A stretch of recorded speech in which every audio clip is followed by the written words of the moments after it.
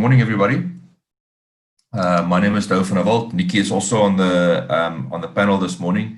She will talk at the appropriate time when there's a section that we're going to deal with, and specifically around contracts and the importance of certain clauses in contracts, or whether you can withdraw certain offers of employment.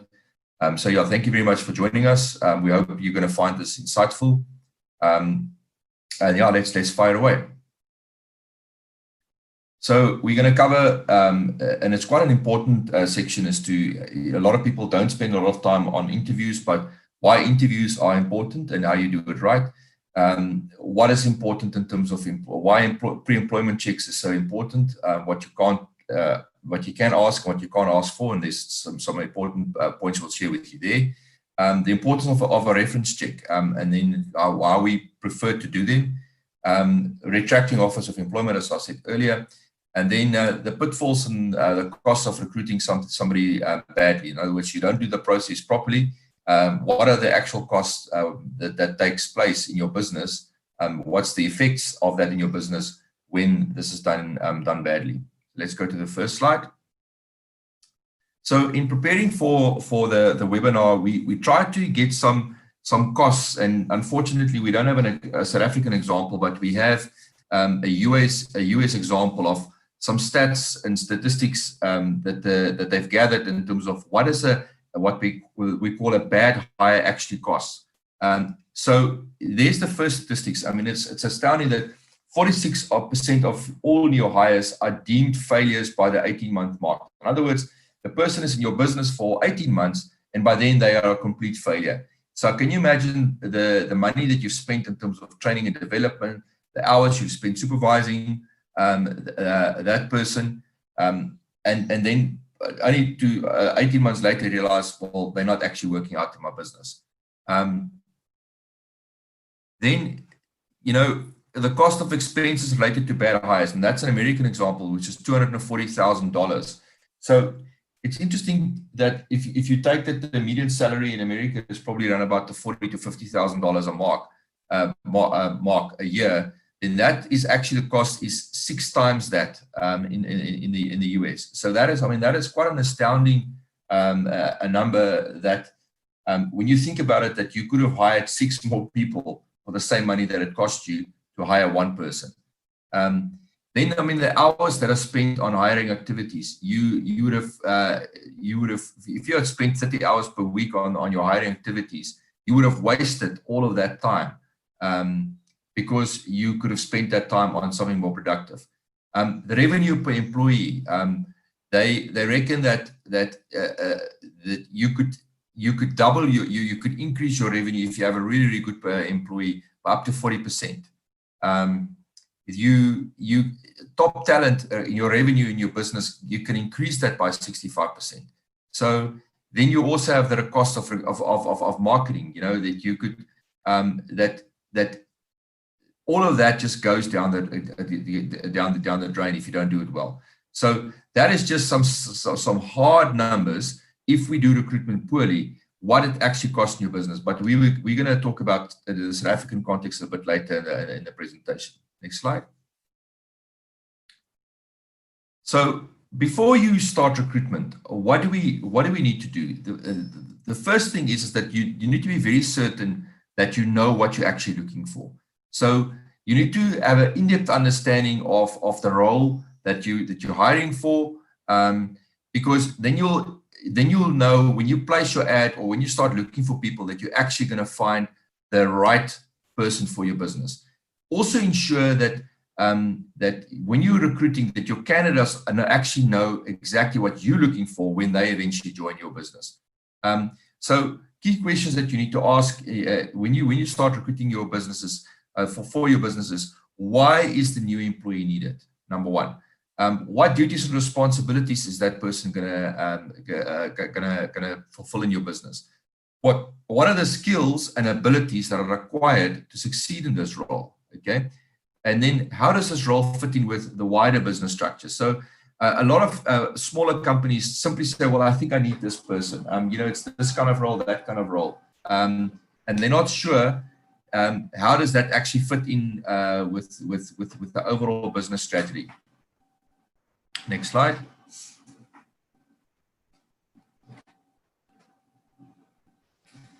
Then, when you preparing for your recruitment, it's important that you actually recruit somebody based on the key responsibilities in a job description. Okay, make sure that you know what is involved in that role, and then if they are successful in this role, what is that going to look like? And then it's important that we also make sure that we don't just draft a job description of the technical abilities of the job. For example, they must have a BCom degree, or they must have this experience and that kind of thing. But also, let's look at the person specifications. Now, that can be characteristics, that could be personality, whatever, but be very clear about those kind of things, because what you want to do when you recruit somebody is they also need to fit in with your business. They need to be, they need to fit in with the culture of your organization. In the years that I've been doing recruitment, I always check that they have the basics in terms of the basic qualifications and experience that I'm looking for. But I was always interested that I want to bring in somebody that fits the culture of my organization, the work ethic of my organization, so that I know that we're recruiting somebody that has got a high probability of fitting in my organization in terms of being a success for the future. Next slide. So where do you advertise? How do you find your candidates? So there are several places you can do this. The first one is you can look at job sites. You can do it internally. You can look at social media, and then you can get in specialist support. And we're going to cover all of them now. Excuse me for a second. I just want to make this printer quiet.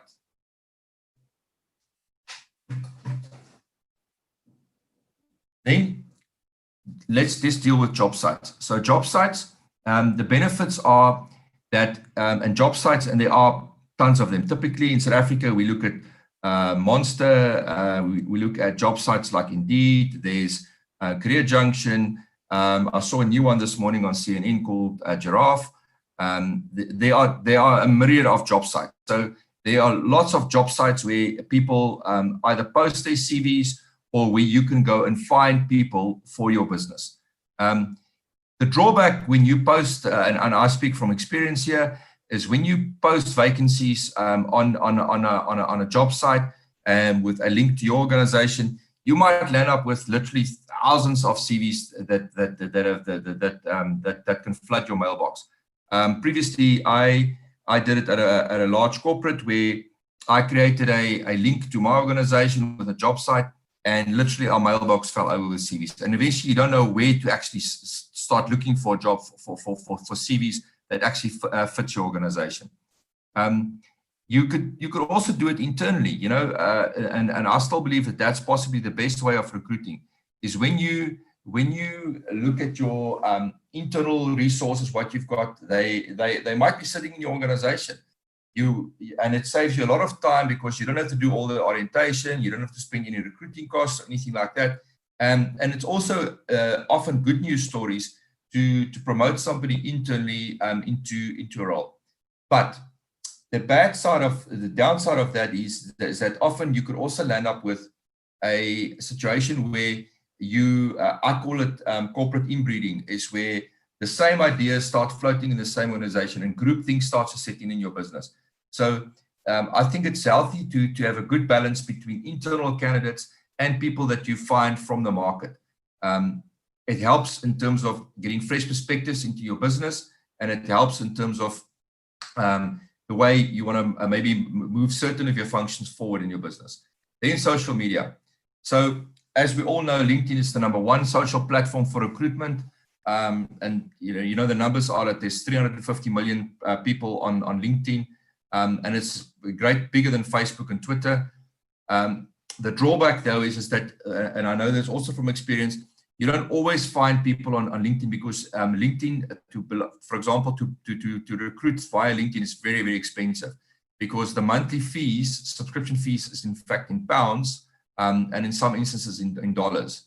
So it's not a cheap way of doing it. There are what they call lighter link. You get LinkedIn Lite, which is a lighter form or a less involved format of recruiting via LinkedIn, but it is not it's not cheap.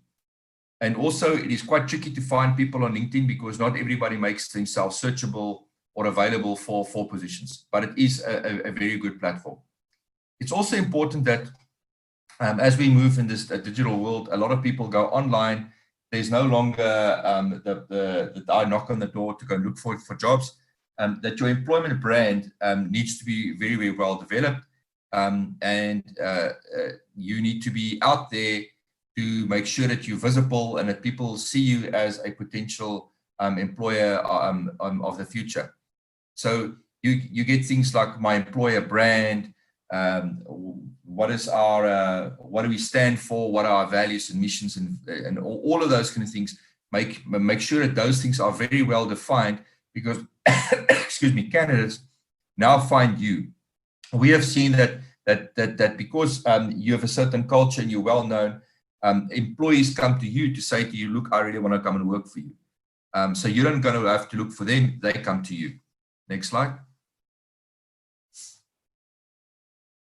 And then, of course, the other one where you can seek specialist support. Now, this can also vary from, you can use a recruitment agency, you can use specialist headhunters for certain positions. Specialist headhunting in South Africa is very expensive. A position that, for example, cost you, is a cost to company of 500,000, might easily cost you 200,000 to 300,000 just to find the person in your position as well. So there are references to companies in South Africa that are sourcing people overseas. They are looking at the UK, they are looking at places like Australia to find people because of the outflow of good people in South Africa. So headhunting, very expensive, but there are many, many other good organizations that find you really, really good people, and they don't charge you an arm and a leg. They also get creative with the way they structure some of their fees to organizations, and that can help. So the drawback with that, though, is that a lot of smaller companies can't afford recruitment companies. So they are on their own. They need to then look at other resources of how to structure their businesses. Next slide. Then company recruitment. You can also you can place your adverts. You can do it directly in the market. Just be very careful that, as we said earlier, that you don't get flooded. And then, of course, job portals. These are becoming very, very popular. And in South Africa, we've got several. I'm not going to spend too much time on that, but they are often a method that you can find people, especially if you're not looking for a lot of positions, or you're looking for something very specifically. You would be able to utilize job portals to fill the need that you're looking for. Company career site.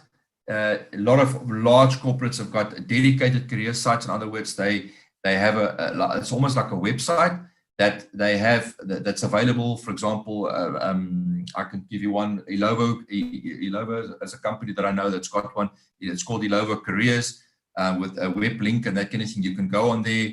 You can find all their positions there. You can post your CV there.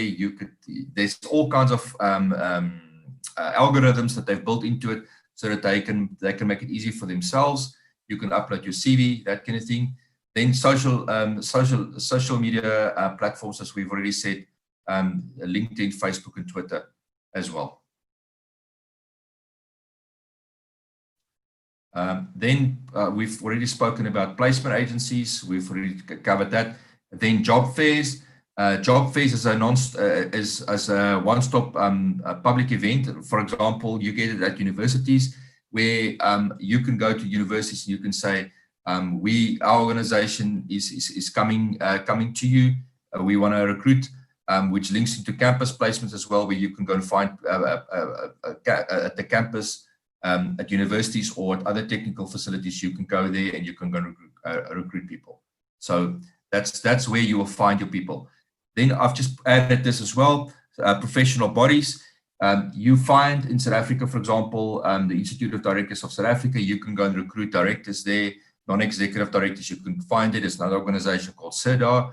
They also, as a pool of people that are more at the senior levels, where you can phone them and say to them, listen, I'm looking for a director, or I'm looking for a senior manager with this type of skill. Have you got somebody on your database? And they will make those people available to you. The Institute of Personnel Management of South Africa, I think, also covers a similar kind of a body, or covers a similar kind of work, where they also have a pool of people available from HR that you could, for example, go and access. Then it's very important that you review your application. So you need to look through your CVs. Take the time. This is really, really important that you look through all your CVs that you've received. Often the CVs come in different formats. They're not always following the same format in terms of first the name and the kind of like biographical detail and that kind of thing. A lot of people start with the experience first, and then their certificates is in the middle. And especially in these days where things are scanned, sometimes the documents are not in the right order. They're not scanned, and they're not in the proper order that you would like to see it, and you get confused. But it's really important that you spend the time in terms of going through all the CVs, making sure that you haven't missed out on anybody, because there could be somebody in there that actually grab you. And then the last bullet point is really important in the sense that often we've seen that when you look at CVs, you start reading a CV, and although it's not, you start getting the feeling that this CV is not entirely what you were looking for, but there's something about that CV that interests you, and you start thinking, oh, hang on a second, maybe for future growth opportunities, or we've been working on this project in the future. This person might become very useful, so let me put the CV on the left here. Put it in a box that I can remember where to go and find it, because I want to revisit the CV. Or alternatively, phone the person to say, listen, you don't meet what we're looking for now, but there's something else that we're looking for in the future. Would that potentially interest you? And then that's how you start the conversation, and you start building the connection with that person to say, well, in the future, we might be having a conversation with each other. Next one. Then conducting interviews, and this is where we feel a lot of people go wrong, in the sense that they don't spend enough time preparing for the interviews. The person arrives at their door, they're here for the interview, and what we do is we grab the CV, which we possibly sometimes haven't even scanned, and we rush out to go and do the interview. No, spend the time, prepare really, really well for your interview. Know exactly what are the key talking points that you want to cover, from the highlights in these CVs. What are the things that stand out in their career, and of course the basics that you need for the role. We're also seeing that a lot of technology now are taking place, the place of physical interviews. So a lot of interviews are taking place via platforms like what we're using this morning. We've also seen that some organizations are using video technology, where you're seeing a little bit more about the person. In other words, you're setting it up with a room where you can actually see the person, you can see a little bit more about them, you can see the mannerisms, you can see the body language, that kind of thing. And we need to embrace those technologies, because it just makes life a lot easier. Also, candidates are expecting you to stay with the times. So they are also looking at, when can we interview that it's more convenient for them, at night, in the early mornings, or during a lunch break, and they are doing it from their mobile platforms and technologies that exist for that. So yeah, it is worth your while exploring some of the new technology and the new methods that are available, because that will just helps to enhance your process. So very important that you prepare your questions, that you, in terms of your interviews, that you prepare your questions that help you get into the background of the person. What did you study? Why did you study it? What interests you? You often need to ask the kind of question, if a person with a certain degree and now coming in and doing something completely opposite, why is that? Are you tired of what you're doing? You're looking for something more interesting, that kind of thing. Avoid abstract questions. That things that makes a person maybe nervous, and in the South African context could potentially land you in trouble. And Nikki will cover that when we get there. And then also remember that this is an interview is a conversation. Even though you asking a lot of the questions, it's important to note that they also want to ask certain things of you. They want to understand the position. They want to understand the benefits. They want to understand your organization better. I've made the point there at the bottom that it's really, really important that we don't ask hypothetical questions of how would you? Explain to us how we should be doing this. No, you will always get a model answer to that. The person will always think about it and say, well, how could they and how should they? And they would do it like this, and they propose we do it like that. They will always, when you go and check your answers afterwards, they will be borderline model answers in the sense that you probably will get what you think you're going to get. Rather ask questions that give me an example where you and follow it up with and what was the outcome. So don't feel and try and always ask the same questions to everybody. We especially in the corporate environment, we've had very structured interview questions, the same questions that you prepare a pack for, the same questions for the same interviews, and so that you can objectively weigh up how the people have performed relative to each other. Otherwise, you might even have a discrimination issue on your hands later on in terms of the Employment Equity Act. But it's really important because there you can understand how people have actually experienced these things. So they talk from a point of where they actually can talk from experience of how they have done something that you're asking for. Because the important part of interviews, or the important psychology with interviews, is that we as humans are most likely to do what we've done in the past again in the future.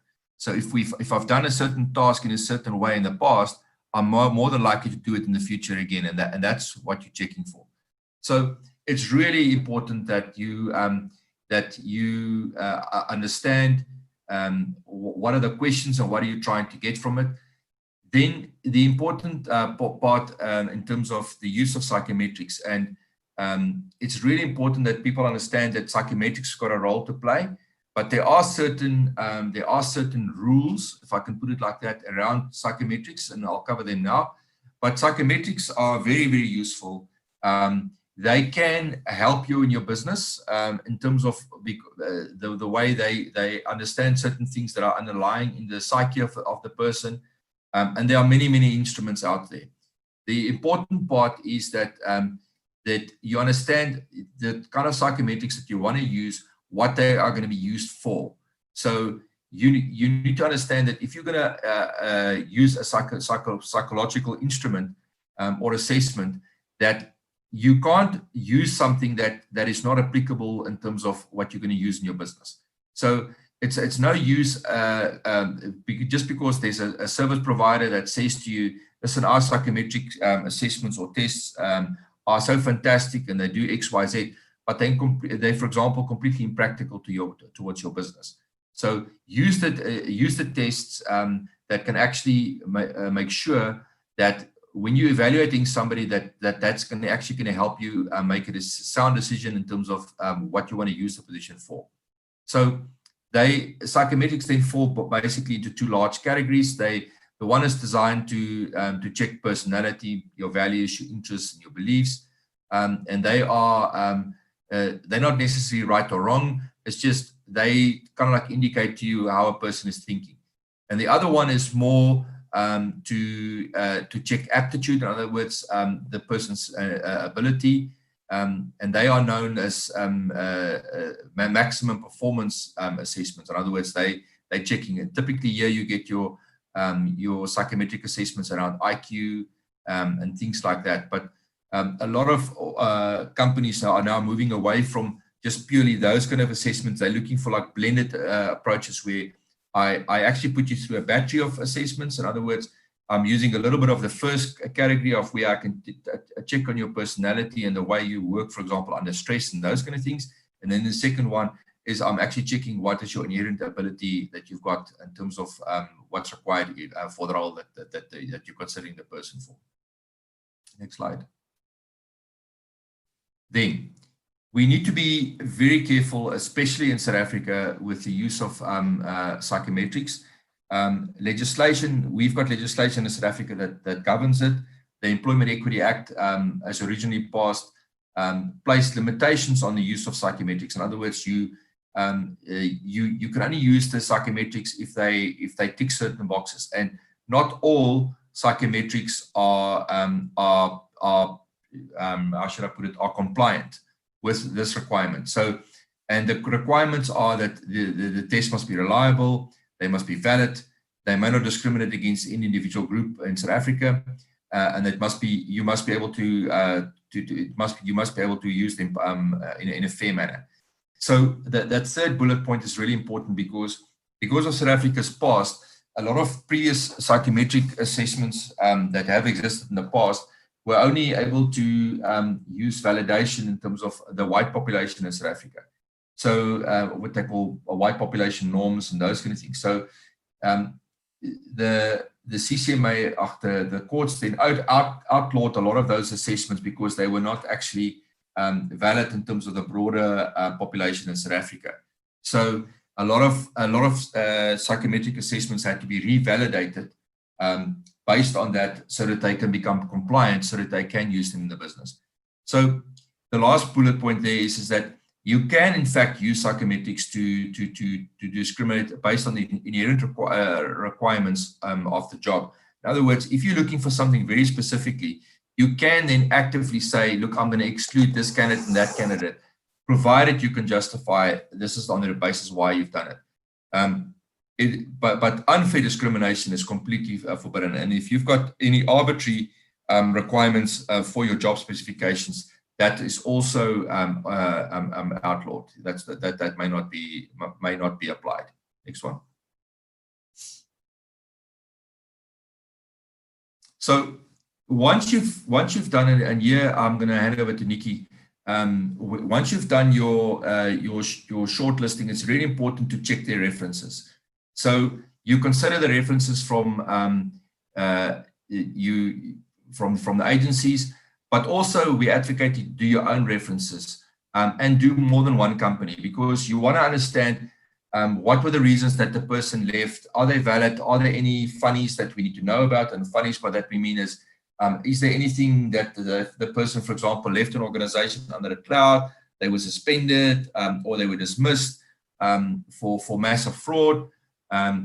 We also say I'm known as the Facebook stalker, but I don't mean to in a bad way. But whenever I consider a candidate for employment, I go and look at their public profiles and I look at the endorsements on places like LinkedIn, because I really, especially when you work for a company where the brand is really important, you don't want to employ somebody that on the face of it looks absolutely fine, but when you look at their Facebook profile, you see that they are doing all kinds of funnies and they are involved with some strange people, and that will attract unnecessary negativity into our into your business. So I'm going to hand over to Nikki now for the bullet point number 2, and then we'll take it from there. So just in terms of reference checks, I would probably say that this is, as you said, one of the key areas in terms of reference and pre-employment verification is probably the key aspect of recruitment. So very often, as anybody who knows the work that I do, very often I come in after the fact when the person has, everything has gone wrong. And one of the key aspects is they find out after the fact that this person was either fired from their job, they were a poor performer, I don't know, they absconded, and those sorts of things. So in terms of doing your pre-employment checks, even if a recruitment agency has done it, is asking the question of that recruitment agency or the HR person or whoever it is that you're dealing with, is those key questions that you would do in a reference check. So as an example, some of the key things to look out for is don't ever use the number that or the name that has been given on a CV. Because we've had cases where we find out that the person who's giving the reference is actually a cousin or a brother, etc. So is to think about things where you could, for example, search the company that they're giving you a reference for on their website, phone the company and ask to speak to somebody who can help you with a reference. If it so happens that you end up speaking to the person that is actually on the CV, well, that's great. But most of the time, the person that they've put down as a reference is actually not the person who should be giving you the reference in the first place. Some of the other things as well is also making sure that you ask the right questions in a reference check. So, you know, very often what previous employers won't do is they won't give you the key aspects of why the person left, especially if it was bad. So they would rather give you no reference than give you the information. So in an event when a company is not really wanting to give you information, one of the key questions I always ask is, would you re-employ the person? Because that simple answer of either yes or no, or I don't want to answer, gives you a huge amount of information as to whether or not this person left. Even if the company is saying to you, we don't actually give reference checks, we'll confirm employment, they may answer the question of whether or not the person is reemployable. And whether or not they're telling you about whether the person came to work on time or whatever, is when they say either yes or no to would they be reemployed, that gives you a whole lot of information in terms of whether or not you want to take a chance on this person. The other things as well is pre-employment checks. So, for example, your criminal, your credit, and also industry-specific checks. So, you know, we just mentioned a few like the sexual offences register, child protection register, if you're dealing with kids, etc., etc. Or, for example, if you're a driver, is failing to check that the person actually has a license, or, you know, those sorts of things. That becomes a key thing, because when you find out after the fact that it has or hasn't happened, if you haven't done those checks, it becomes very difficult after the fact. I had a case the other day where, you know, they found out that the person was actually undergoing a criminal investigation for something quite serious, actually. So although the person hadn't been found guilty, so it wouldn't have come up on a criminal check, what they didn't do in the pre-employment checks, or at least in the interview, is ask the person to disclose if there was anything that could affect employment going down the line. So it's very important that in your interview process and also in your pre-employment checks that you tick the boxes so that should anything come up later, you have, if inverted commas, an out. Because I think, and I'm sure it's dealt with later, one of the key issues which Joe dealt with earlier is the Employment Equity Act, which is an element of unfair discrimination.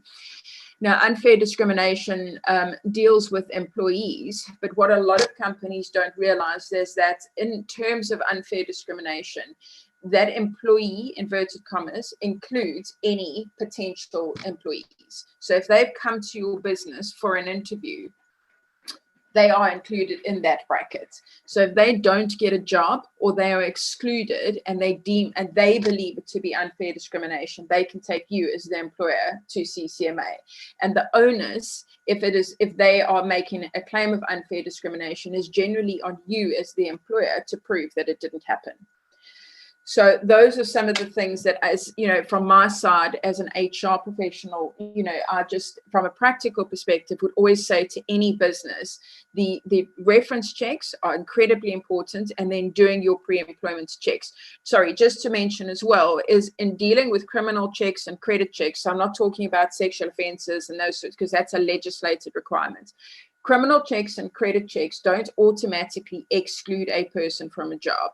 But it's important to know that that is what is happening, and you're asking a person to disclose it. So just because you have a criminal record from 20 years ago for, I don't know, smoking weed on the Durban beachfront, doesn't mean you can't do the job. And on that basis alone, you couldn't necessarily exclude someone. But it's important, especially if they're dealing in certain jobs, for you to understand what their past looks like. I'm going to hand over to Joe and move to the next slide.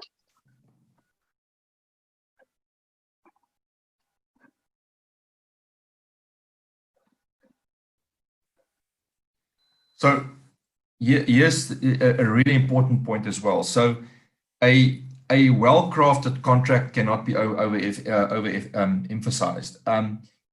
Even though it's not law to have actually a written contract, but the issue is that often when you get into disputes, they're going to say, so what did you guys agree on?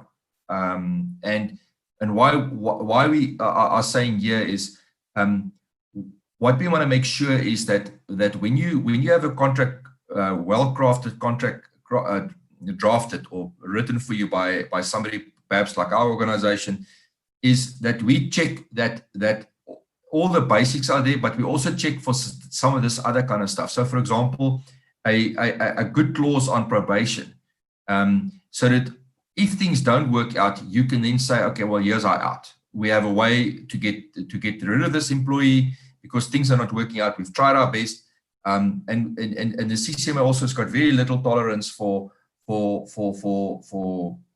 contracts that are not well crafted and that things are left up in the air. We also want to advocate that when you drafting contracts that you try and what you call future-proof your contract, so that when the future changes, that you are able to change certain things in the contract to set up your current reality. We've seen it many times, especially now with COVID, where certain things are absolutely cast in stone. The other day, I've had a client where, in their wisdom, they've agreed to a 2-month notice period. I only agree that lengthy notice period should be in place for maybe executive level positions, where I was previously an executive. My notice period was 3 months, because the organization knows that they're going to struggle to find that kind of level of employee, and therefore long notice period. But now that notice period now comes back to bite them, because they previously thought that would be a good idea because then they have enough time to look for alternatives. But now they are sitting with a problem because they need to now retrench this person. And guess what? The contract now says 2 months notice. So they are no longer just bound by the basic conditions of Employment Act. They are also now snookered in terms of what their current contract is. So we advocate that you need to be very careful when you draft your contract based on your business. But what we mean by the future proofing is also that you have a clause that says that certain things might be changed in future by way of a negotiation or way of notice or anything like that. But you need to have that in place so that you are able to adjust for future circumstances.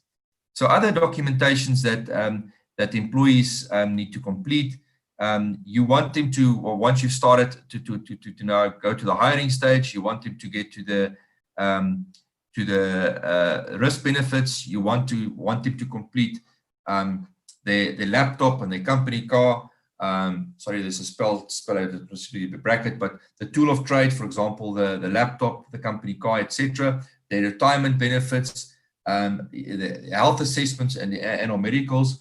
If you've got an organization that, for example, is in a manufacturing environment, you want to make sure that person does a health assessment or a medical on day one. I was previously part of a manufacturing concern. Even though I was in HR, they do hearing and they do a couple of other assessments as well on day one, because what they don't want is a lawsuit after the fact that, in fact, I got sick at your organization, or some of my organs were damaged because I worked in your factory or I walked your floors, that kind of thing.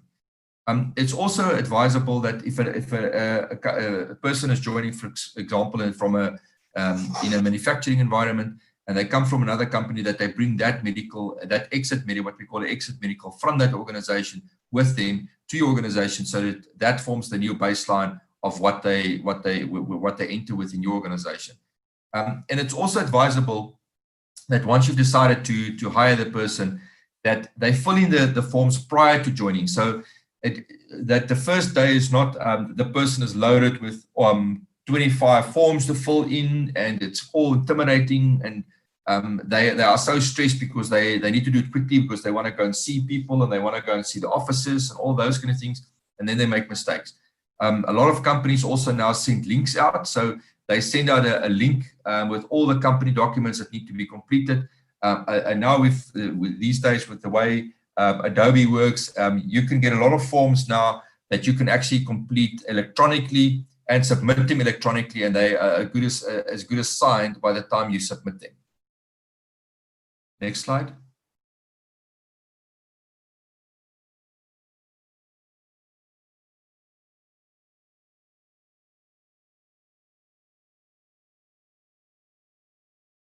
Then, once you've decided once you've hired the employee, you're busy in the process of signing contracts. It's now important that you start planning your onboarding and orientation of the employee. So plan your employees, my language there, with energy and care. So plan your employees' arrival with the enthusiasm that you're very excited that they can come and join. Because also understand from their side, they might be very excited to join your business, but they're also nervous. They might feel very awkward. They might feel uncomfortable. And then you want to create an impression that early on that you are really excited that they're joining your business, and you want to make it really, really comfortable for them.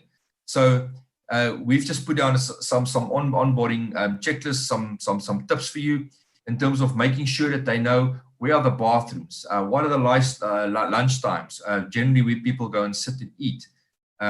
Where's the smoking areas or personal break areas? For example, I just want to go and have a cup of coffee. Where can I go and do that? It's very helpful to assign an onboarding buddy, somebody that you say to them, listen, this is the person who's in the company. They're one of our best people. They're going to show you where to go, how to do things. And it's small things that make a big difference. That this is the access point for you when you come into the office in the morning. This is where you find tea and coffee. This is the bathroom. If you're a disabled person, this is the lift you're going to use if you're in a wheelchair, for example. If you've got other needs, employees, to show them, look, this is the place that we've designated for you. We've made this place specially for you to accommodate you, make it easy for you. Schedule the meetings with the teams and senior management. Put it on the list that they're going to meet some senior people. They're going to meet people in organizations that other people in the organization know them. The worst thing you can do is if a new person is in your business and they feel like that outsider, and nobody pays any attention to them, nobody greets them, nobody wants to really deal with them. But it's a total opposite when somebody enthusiastically say, "Oh, welcome, let's understand who you are. Tell us a little bit about yourself," and you try and make sure that they feel really, really welcome. Also, really, really important, occupational health and safety orientation. Where are the fire doors? What are the sirens that are going off? What are we doing in emergency?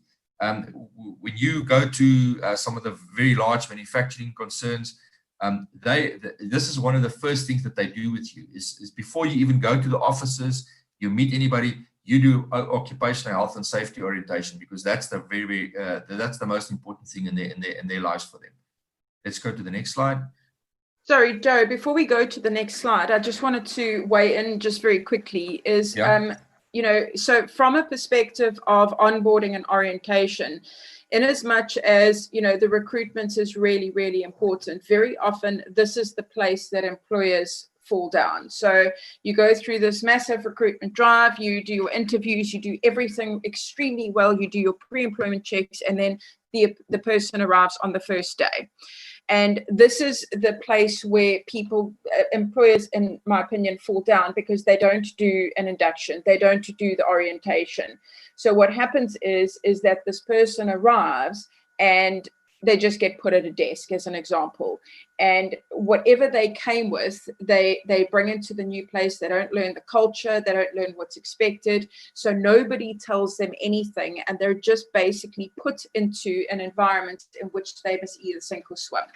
And what happens is at that point, you create something which could either make or break your business. So you create an employee that is disillusioned, is basically destined to fail because they don't understand your your work environment. So having a really good onboarding or orientation program, and it doesn't need to be overly complicated, but like Doe is saying, explaining when you can go for smoke breaks, or what happens, where do people go and eat, or what is actually the expectation in terms of answering emails, answering phone calls.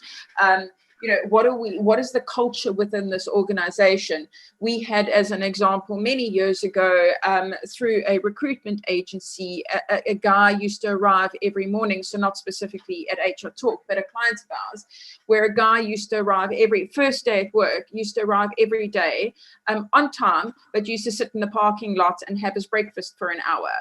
And eventually, after a week of doing this, somebody approached him and said to him, "Why are you doing that?" And he said, "Oh, well, I didn't understand when I was allowed to have my break."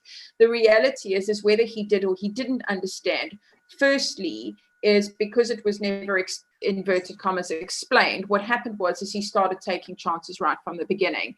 And if you don't, on the first day, explain to people what your expectations are, the relationship right from the get-go is doomed to fail. So sorry for interrupting. I'll move to the next slide. That's fine. Thanks, Nikki. So we're going to use the last few minutes just to say to you, so where things can go wrong, where it does go wrong, what are the consequences? So the first thing is that it can go already wrong before the employee is already started. So you could already have a discrimination suit on your table, and you inadvertently made yourself guilty that you didn't even know it, because, for example, you didn't consider a person's CV, the person applied, you didn't call them for an interview, they want to know why they were not considered, all of those kind of things. So it's really important that when you do your recruitment, that you make sure that you do it right, because what you don't want to do is start off already before the person was already employed, where they can, in terms of South African legislation, take you to court, CCMA or any other available forums, and make a case that they were not properly considered for the position. Really important that you do those parts right. Then, what are some of the things that we're gonna, and I'm gonna move quickly because I want to give some time to questions. But what are some of the red flags that you know that, oh my gosh, things I've hired the wrong person. So what are some of the telltale signs?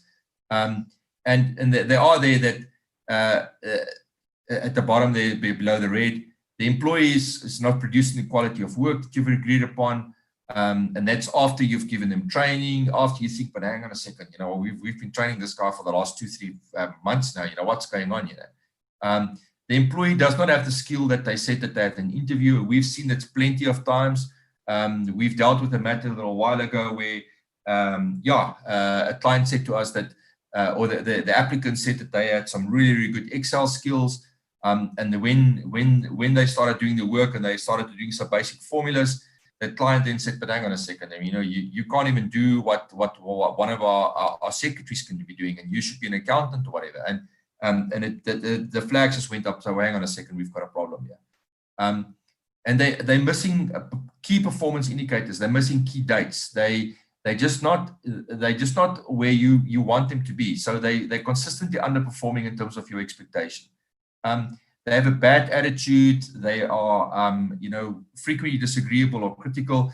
And here we're not saying that we want people to just be yes people that says yes to everything and agree, but it's the way that they disagree. So we want people to be involved in your business, but it's the way that they're doing it. They're not embracing your company culture. So I had an interesting article yesterday that one of our attorneys sent to me that one company was giving one of the employees a warning for not wanting to participate in the Jerusalem challenge. And I was like, what? That's just odd. That's just strange. Why would you want to do that? And that speaks something to the culture of your organization. By trying to force somebody into something like that, that is just simply speaking towards a bad company culture and not towards the employee.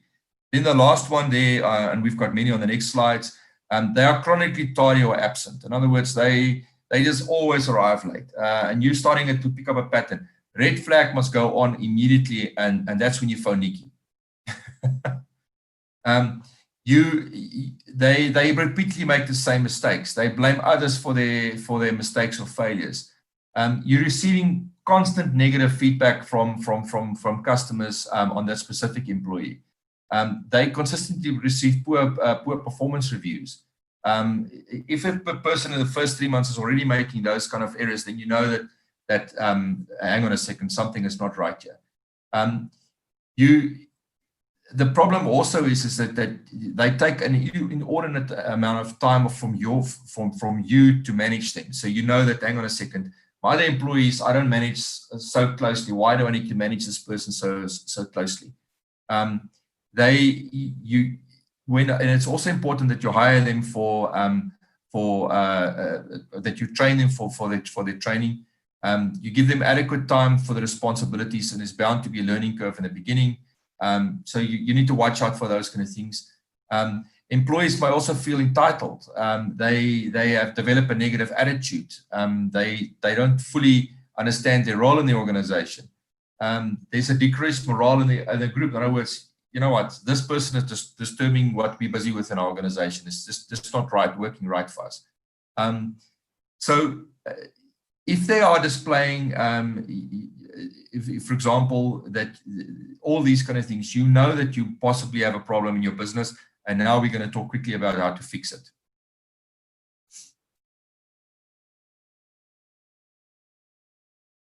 So how do we fix a bad hire? The first thing we want to say is that you start to document all these issues. So start making notes of them, identify the trends. I'm a huge advocate for managing new hires very closely in the first 3 months.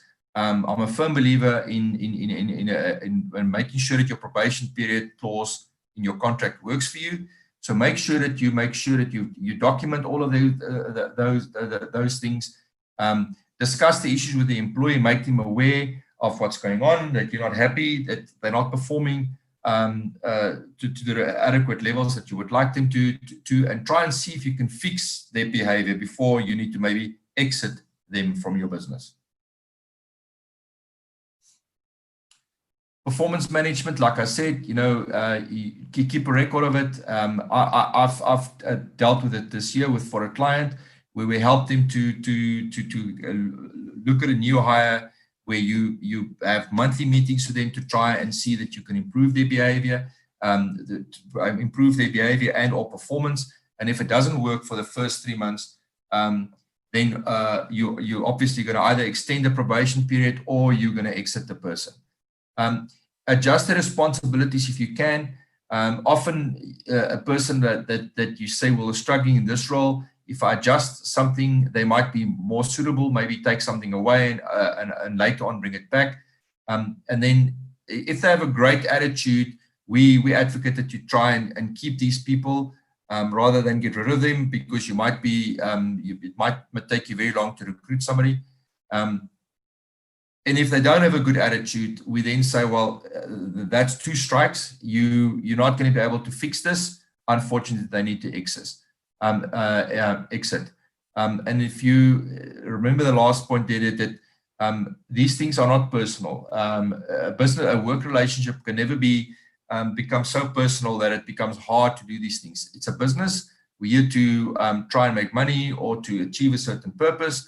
And that's why we want to do that. Then you start looking for your replacement, and start looking for where you can find your replacement. What are you going to do? You're going to either find another person to fill it, or you're going to go back to the agency to say, please find me a replacement. And then the last point is if you can't fix it, you're going to then exit the person. And again, here we want to make sure that, and we can't overemphasize it enough, make sure that you comply with the applicable labor legislation. Make sure that you've got a carefully crafted probation clause so that you can exit the person properly. Then just some last thoughts on the cost of a bad hire. 80% of turnover the guys who do these kind of this kind of research have found 80% of employee turnover is actually bad hiring decisions. You also have the issue that the bad hiring decision impacts on your being time and the financial cost of the recruitment. So you spend all that money and time, and then it costs you money again. And then the time that it takes you to hire a new employee and to train a new employee, all that costs. You also have all the opportunity costs. You've got delayed projects, you've got reduced business activities, customers are being neglected, and you've got decreased efficiency and productivity that also follows that. And then in South Africa specifically, you might land up with litigation and or CCMA disputes. I think that is our last slide. Okay. Thanks, Joe.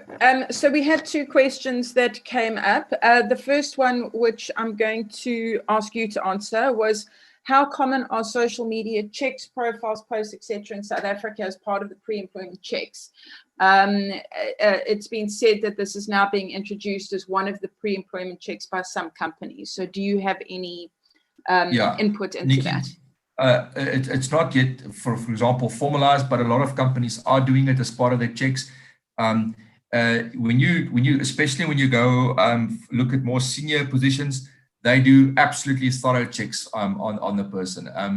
If you're hiring typically a director in South Africa these days, that process can take anything from between 6 months to a year to confirm that you're going to recruit the person. So, and they literally will check everything. They will check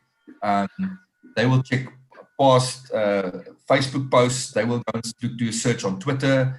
They will want to know where you are politically aligned or not aligned. Who are you aligned with? Where have you made controversial statements? Where have you done stuff that's naughty?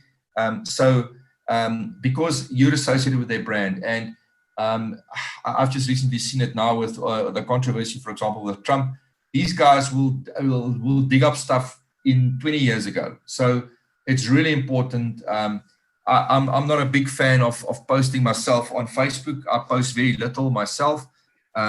But you do find people that post almost everything. The drunk picture of last week, the controversial racist statement, and all this kind of stuff. It's important that you do detailed checks, and that you know that the person that you're hiring is in fact without controversy and in fact good for employment. Thank you. Thanks, Joe. And then the other question, which I'll talk into, and then Joe, if you give your view as well, is in terms of probationary periods, which you covered earlier, was that the comment that's been made is there are some views shared by legal reps that these are a waste of time because one still needs to go through the normal internal performance process, inverted commas, to get rid of the bad hire. So my opinion on probationary periods is that they are essential. But in terms of with the probationary period, the reason why, in my view, why they don't work is during the probationary period is people don't manage it. So we don't have the conversation. So the benefit of having the probationary period is that the process of performance management, the onus on the employer is far less.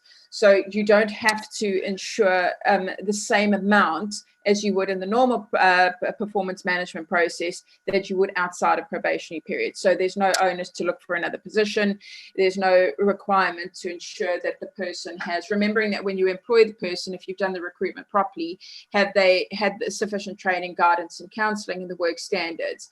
But so the onus on you as an employer is much less. So you can, even within the probationary period, take into account things like attendance. You can take into account things like somebody's sick leave and those sorts of things. There's a number of different things that you can take into account during the probationary period, and ultimately have 1 or 2 or 3 discussions to go, okay, this is just not working, and have a meeting to exit that person. Not having a probationary period, you basically limit your ability to do that. Where I find that it doesn't work is that people put in place a probationary period that's too short. Remembering that a probationary period is not a stock standard 3 months or 6 months or whatever. It's based on the position. So very often I'll use the example is, how long do you think it would take you to decide whether or not a tea lady can make tea? It's not going to take you 6 months. So with a tea lady, you could, in all honesty, have a 3-month probationary period or even a month. Okay, for a receptionist, it may take you 3 months to decide whether or not she can acceptably do the job or fit into the organization. So a probationary period is defined, obviously within reason. You couldn't have a 3-year probationary period. Is obviously within reason, must be defined on the position. So how long will it take you as the organization to decide whether or not the person can do the job? And that is also dependent on what did they look like when they came into the organization. So did they have the relevant experience, or were they over experienced, in inverted commas? It might take them less time to do the job. Are they a brand new trainee? Will it take longer? And then what you're doing is, as part of the induction and orientation, is you start to set expectation. And when the person doesn't meet those expectations, is you have a conversation. You don't necessarily need to put it all in a formal document, but confirming in an email that you said, okay, you were supposed to do X, Y, and Z. You didn't follow up in an email. You were supposed to respond to me by X date, and you didn't do that.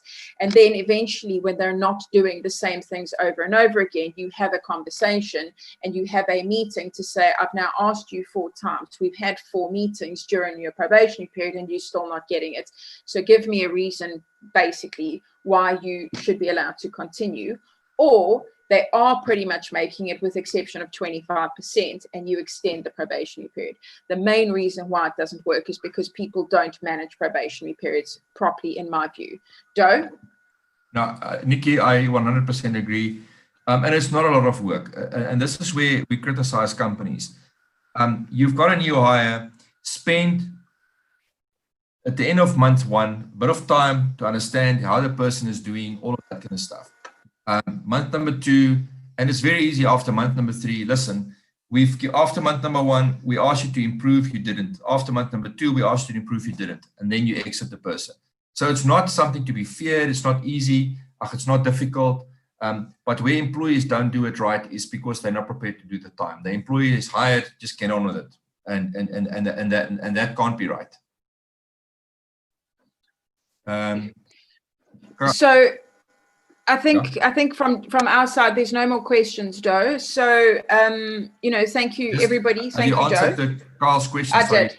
Yeah. Okay. Yes. So yes, that was just a comment. So I think thank you for everybody for joining today. If you need any assistance with either looking at recruitment, or looking at induction, or putting together, contracts, etc., you're more than welcome to email us. You can email either info@hrtalk.co.za, or you can email me directly, or Joe. It's nikki@hrtalk.co.za, or you go to our website. I think you would have also registered with the webinar, so you'll have our details. So thank you for joining us. Thank you, Joe, for presenting, and we'll see you guys soon. Thank you.